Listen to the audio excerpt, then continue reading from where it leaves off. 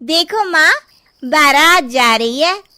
अरे तो इसमें कौन सी नई बात है, बारात तो यहाँ से आती जाती रहती है। काश माँ, मेरी भी शादी हो पाती। अरे तू फिक्र मत कर बेटी, मैं तेरी शादी एक इंसान से करा दूंगी। लेकिन ये कैसे हो सकता है माँ, मैं तो एक चुड़ैल हूँ। अरे इसका भी इलाज है मेरे पास। कल ही हम नदी के किनारे वाले जादूगर के पास चलेंगे, वो अपनी शक्ति से हम दोनों को इंसान बना देगा। और ठीक ऐसा ही होता है। जादूगर उन दोनों माँ बेटी को चुड़ैल से इंसान के रूप में बदल देता है। ये तो कमाल हो गया माँ, अब तो मुझे कोई पहचान नहीं पाएगा। ये भभूति रखो, इसे हर रात खा लेना, वरना सुबह तुम अपने असली रूप में आ जाओगी। जी जी, बिल्कुल खा लूंगी। कुछ दिनों के बाद चुड़ैल की माँ अपनी बेटी की शादी धोखे से हरीश नाम के लड़के से करवा देती है। फिर एक दिन, अरे मान गए हरीश, इतनी सुंदर पत्नी तो किस्मत वालों को मिलती है, और एक तुम हो कि खुश होने के बजाय हमेशा तुम्हारा मुंह हारे हुए लीडर के चमचे की तरह लटका रहता है। अरे सुन भाई, मेरी पत्नी सुंदर है तो क्या करूं, नाचूं? देख लाला, सुबह सुबह मेरा दिमाग खराब मत कर। अरे वो सब तो ठीक है, लेकिन एक बात मेरी समझ में नहीं आती, तुम हर दूसरे दिन कम से कम 10 लोगों का राशन खरीद कर ले जाते हो। अरे आखिर तुम इतने राशन का करते क्या हो? तुम्हारे घर में तो खाने वाले सिर्फ 4 लोग हैं। अरे तुझे मेरे घर की बातों से क्या लेना देना, तू चुपचाप अपनी दुकानदारी कर, वरना यहाँ दुकानों की कमी नहीं है। इतना कहकर हरीश वहाँ से चला जाता है। हरीश जैसे ही घर पहुँचता है, हे भगवान, ये क्या हो गया, मेरी तो किस्मत ही फूट गई। अरे क्या सोचकर मैंने अपने बेटे की शादी करवाई थी, अरे क्या हो गया, मेरी बहू तो एक नंबर की चांडाल निकली, मुझे मेरे ही घर की नौकरानी बना दी। ए कमला, क्या बड़बड़ कर रही है? चुपचाप काम नहीं कर सकती क्या? ठीक है बहू, रो मत माँ, सब ठीक हो जाएगा। अरे ओ माँ के बच्चे, पहले ये बता, तुझे घर आने में इतनी देर कैसे हो गई? अरे भाग्यवान, मैं दुकान से राशन खरीद रहा था। आखिर तुम 10 लोगों का खाना अकेले खा जाती हो, इसलिए हर दूसरे दिन राशन खरीदने जाना पड़ता है।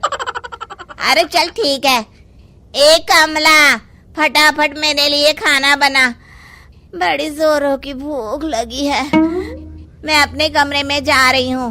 ए हरीश, चल मेरे पैर दबा। मेरी समझ में नहीं आता, ये बहू आखिर हमसे किस जन्म का बदला ले रही है, हमने इसका क्या बिगाड़ा है? अरे नाश पिटी, ये सब तेरी वजह से हुआ है, तुझे ही बड़ी जल्दी थी अपने बेटे की शादी करवाने की। अरे तो इसमें मेरी क्या गलती है जी, जो हर माँ करती है मैंने भी तो वही किया है ना। सही तरीके से जांच पड़ताल तो कर लेती कि लड़की कैसी है, स्वभाव कैसा है। इस तरह आंसू बहाने से अब कोई फायदा नहीं, जो गलती की है अब तो उसकी सजा भुगतनी पड़ेगी। आपका ये भाषण सुनने का वक्त नहीं है मेरे पास, मैं तो चली रसोई घर में खाना बनाने, नहीं तो ये डायन मुझे ही पकाकर खा जाएगी। कमला रसोई घर में चली जाती है। इस तरह हरीश और उसके घर वालों की जिंदगी नरक बन जाती है। कुछ दिन बीत जाते हैं। फिर एक रात, आज तो खाना खा के मजा आ गया। कुछ भी कहो, मेरी बुढ़िया सास खाना एक नंबर का बनाती है। और ये कामचोर हरीश क्या कर रहा है? ए लड़के, ठीक तरह से पैर दबा। आज तो मुझे बहुत नींद आ रही है। इस तरह उस रात चुड़ैल जादूगर की दी हुई भभूति खाना भूल जाती है। अगली सुबह अपनी बगल में लेटी चुड़ैल को देखकर हरीश की आंखें फटी की फटी रह जाती है। अरे मर गया रे, ये क्या, ये भाग्यवान तुम तो एक चुड़ैल हो। तूने सही कहा हरीश, चुड़ैल हूँ मैं, चुड़ैल। अरे मर गया, अरे कोई बचाओ मुझे। इतना कहकर हरीश घर से बाहर की तरफ भागता है। तभी उसके पड़ोसी भी जाग जाते हैं और सब देखते हैं कि हरीश के पीछे एक चुड़ैल पड़ी है। गौर से देखने पर पता चलता है कि ये तो उसकी पत्नी ही है। सारे गांव वाले मिलकर उस चुड़ैल को मारते मारते एक कुएं की तरफ ले जाते हैं। चुड़ैल गांव वालों से डरती, रोती, बिलखती उस कुएं तक पहुंच जाती है और अनजाने में ही कुएं के अंदर गिर जाती है।